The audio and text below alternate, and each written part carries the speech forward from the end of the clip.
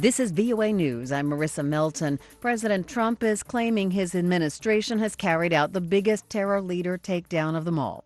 AP Washington correspondent Sagar Meghani reports from the White House. He notes the military's killed other Islamic State figures, but he always had a question. Where's al-Baghdadi? And now that the U.S. got him, This was the big one. This is the biggest one. suggesting it's more notable than his predecessor taking out al-Qaeda's leader. Osama bin Laden was very big, but Osama bin Laden became big with the World Trade Center. Terror expert Jenna Jordan's take? Bin Laden even had more of an presence in terms of the organization and spreading the message. Either way, killing a terror group leader doesn't kill the group itself. Their ideology doesn't really depend upon the leader for its articulation.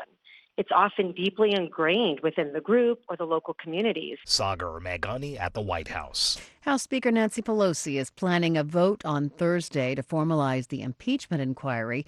AP correspondent Jackie Quinn has more. Speaker Pelosi, in a letter to House members, says the vote's being taken to eliminate any doubt about the process, since the Trump administration's trying to block witnesses and withhold documents. The Constitution doesn't require a vote to begin impeachment, but President Trump says that's why he's not cooperating. The White House also says the evidence gathered so far is irreversibly illegitimate. Meanwhile, the Justice Department is appealing a judge's order that it produce for Congress secret grand jury testimony from special counsel Robert Mueller's Russia investigation. Jackie Quinn, Washington. Turkey's foreign minister says Kurdish forces in Syria have not fully withdrawn from the border territory, as agreed to in a Russia-brokered accord. Turkey will soon discuss the next steps with Moscow. From Washington, D.C., you're listening to VOA News. The European Union agreed to a 3-month extension to Brexit on Monday. Reuters' David Doyle has that story. With just 3 days until the United Kingdom is due to leave the European Union, and the EU has agreed to delay Brexit for another 3 months. President of the EU Council, Donald Tusk, announced a flexible extension on Monday, which means Britain could leave earlier than January the 31st, 2020, if its fractious parliament ratifies a divorce deal.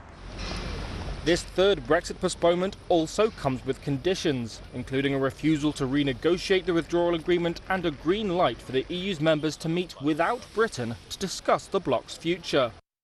That's Reuters' David Doyle reporting. At least 2 anti-government protesters were killed and 105 were wounded in clashes with security forces in central Baghdad on Monday. Reuters' Matthew Laratanda.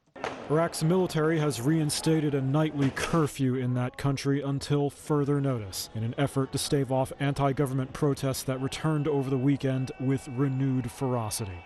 The death toll for the month of October stands at about 230 or more. One man said this isn't a protest, it's a revolution.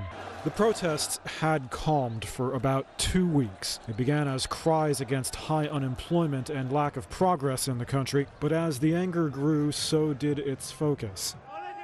Particular anger is given the politicians seen as pawns in the power play between the United States and Iran.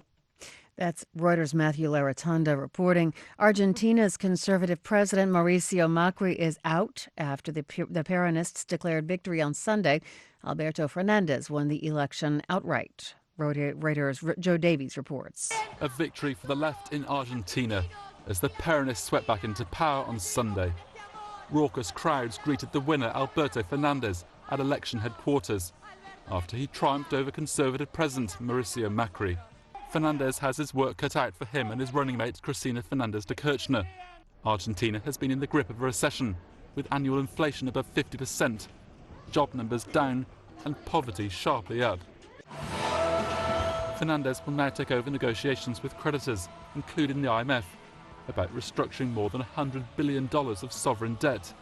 He'll start his new job in December. That's Reuters' Joe Davies reporting.